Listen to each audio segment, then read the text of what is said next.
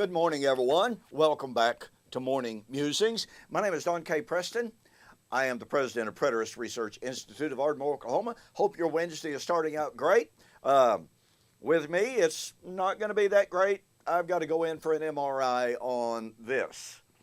A couple of weeks ago, I did something. Don't know what I did, but it was not good. I've already had surgery on both shoulders for rotator scuffing and major calcium deposits.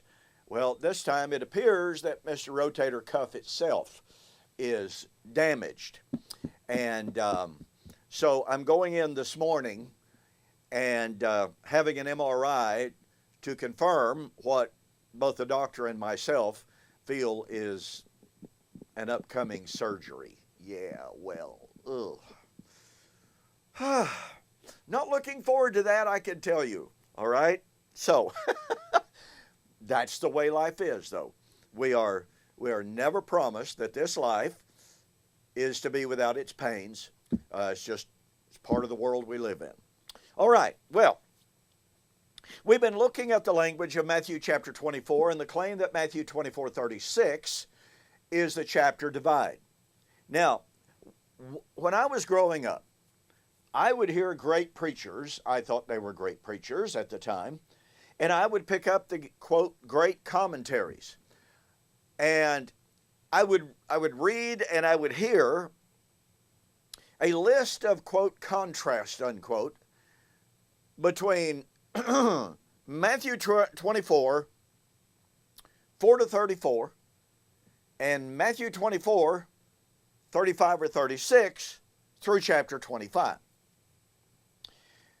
Those contrasts supposedly demonstrated, along with the language of, but of that day and hour knows no man, supposedly proved that verse 36 is the watershed verse. It's the continental divide, as one prominent preacher used to label it. It's the verse that tells us, without any doubt we're told, that verses 4 to 35 were AD 70, 36 and following, the so-called end of time. One of those supposed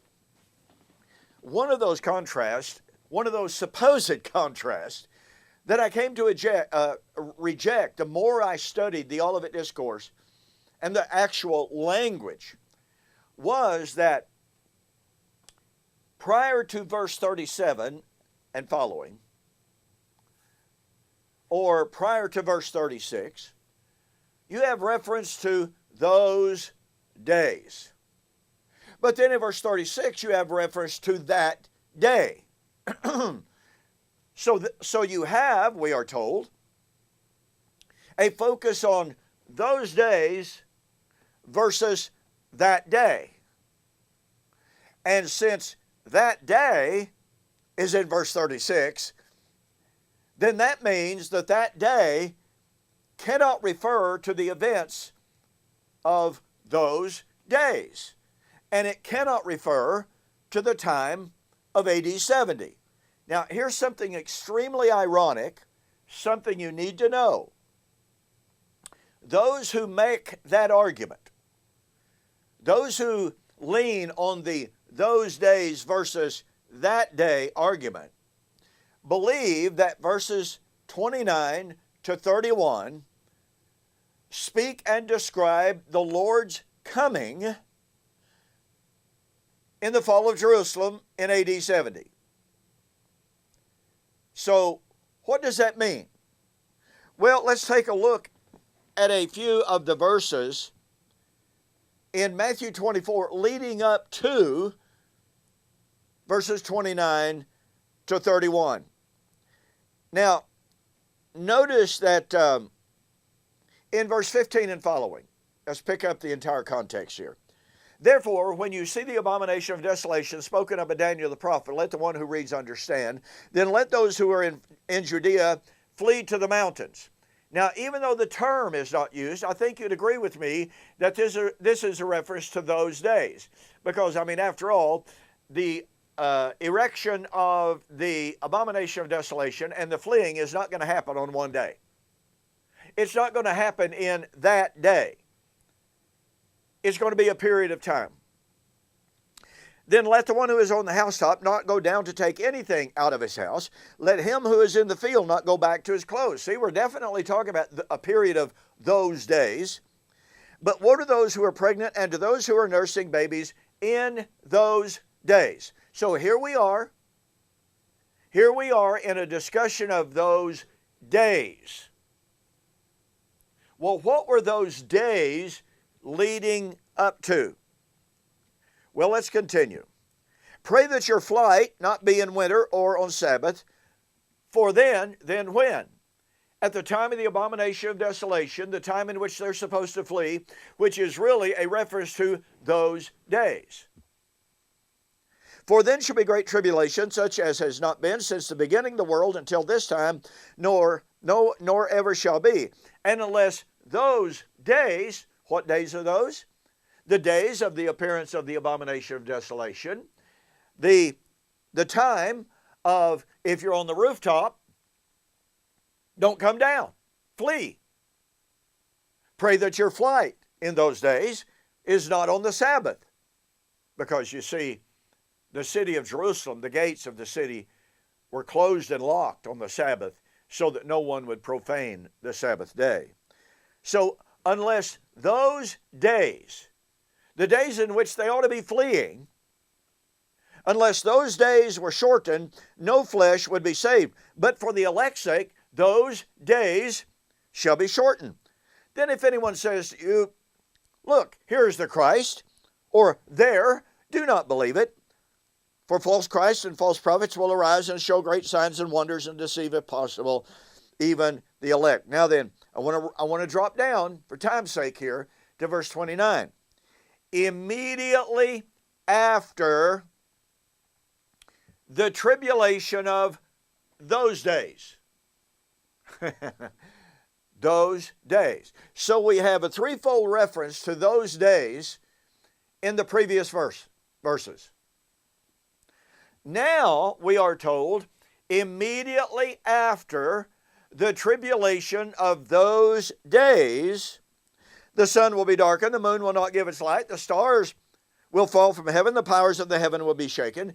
Then the sign of the Son of Man in heaven will be seen. Then all the tribes of the earth will mourn, and they will see the Son of Man coming on the clouds of heaven with power and great glory. Well, wait a minute. Isn't this the coming of the Lord? Well, it's the Greek word erchomai. And erchomai is a verb. The verb resulting in the parousia, the noun. These are not two distinct concepts. One is verb, one is noun. But the point being, in those days. Well, wait a minute. Amillennialists, postmillennialists agree that the reference here to those days are the days leading up to the fall of Jerusalem in AD 70, when they agree and they teach. Listen, Kenneth Gentry agrees with this. Gary DeMar agrees with this. Keith Matheson agrees with this. Most of your postmillennialists certainly agree with it, based upon the work of Marcellus Kick a good while back. Most of your amillennial writers agree with this assessment. So what are they agreeing to? They're agreeing to the fact that there were those days leading up to the day of the coming of the Lord. Oh, but wait, then they go to verse 36 and say, oh, wait a minute, that day, oh, that's the coming of the Lord. Well, I agree with that. Why is it not the coming of the Lord of verse 36? I mean, after all, verse 36, and they will see the Son of Man coming on the clouds of heaven with power and great glory. Well, how in the name of reason, how in the name of context, is this coming of the Lord on the clouds of heaven with a shout, with the sound of the great trumpet? How is that a radically different coming of the Lord from that of verse 36 of that day and hour. It's immediately after those days. And it is the coming of the Lord.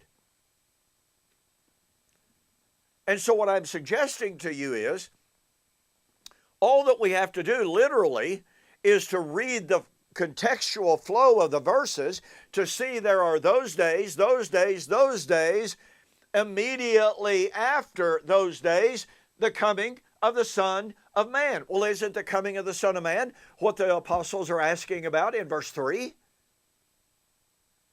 Did the apostles have some weird, strange idea of two comings of the Lord in the same identical discussion? You see, the amillennial and the postmillennial construct demands that the apostles had two comings of the Lord in mind. They understood, we are told, that the coming of the Lord in the fall of Jerusalem was to be in that generation. And Jesus reassured them of that fact. Verse 34. Verses 29 through 34. So, yes, the apostles were asking about the coming of the Lord at the destruction of the temple in Jerusalem. Okay, then where and when did they so radically shift gears to another radically different, literal, visible, bodily coming of the Lord, which now they wrongly link with the fall of Jerusalem and the temple? So on the one hand, we're told, well, yes, the apostles, they knew that Jesus was coming in judgment in AD 70 to destroy the temple. Yeah, they knew that. But they didn't know, and they wrongly conflated the coming of the Lord, the judgment, and the end of the age with that event. So one coming of the Lord, not the end of the age, supposedly another coming of the Lord at the end of the age. One is the coming of the Lord of the clouds of heaven with a shout, sound of a trump for the gathering of the elect, AD 70. The other is the coming of the Lord with a shout, with the sound of the trump for the gathering of the elect. Oh, wait, that's at the end of time. It's a literal, visible, bodily coming of Jesus. Like I have said repeatedly, in order to get that construct out of Matthew 24, you have to impose your framework of that concept onto the text of Matthew 24, because that concept is not there. Don't forget, be looking for the video that I will be producing to introduce my brand new book, Watching for the Parousia, were Jesus' apostles confused? Some of you have already ordered the book, okay? And we'll be obviously honoring those orders as soon as the books come in. But I'll be making a special price on it, special introductory price. So you want to take advantage of that. Okay, thank you so very, very much. Don't forget, I cover all this material and more in my book, We Shall Meet Him in the Air, The Wedding of the King of Kings. Go to my website, donkpreston.com, BibleProphecy.com. Go to the store, order the book, send me a note that says you saw the offer on YouTube and Facebook, and I will refund your shipping, which will save you $5. Okay, we've got more, okay? We're going to look at the days of Noah and the days of the coming of the Son of Man. And we'll do that on the flip side.